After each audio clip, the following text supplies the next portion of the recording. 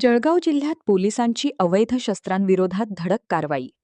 2 गावठी पिस्तुलांसह तिघांना अटक.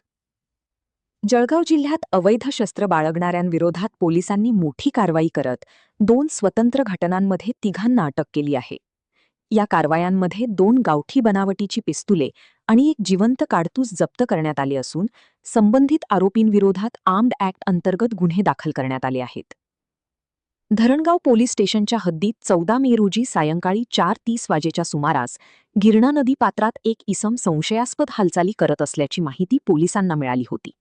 त्यानुसार पोलिसांनी सापळा रचून आनंदा बळीराम सपकाळे, वय 39, राहा सिद्धार्थनगर, आव्हाणे, तालुका जळगाव याला ताब्यात घेतले. झडतीदरम्यान त्याच्याकडून 25,000 रुपये किमतीचे सिल्वर रंगाचे गावठी पिस्तूल आणि मॅगझिन जप्त करण्यात आले. परवाना नसल्याने आरोपीविरुद्ध भारतीय हत्यार कायदा कलम 325 अन्वये गुन्हा दाखल करण्यात आला आहे. ही कारवाई पोलीस उपनिरीक्षक दत्तात्रय बडगुजर यांच्या पथकाने केली. दरम्यान भुसावळ शहरातील बाजारपेठ पोलीस स्टेशननेही मध्यरात्री 12:10 वाजेच्या सुमारास शिरपूर कन्हाळा रोडवरील घोडे पीरबाबा दर्ग्यामागील मोकळ्या जागेत धाड टाकून 2 संशयितांना अटक केली. आरोपी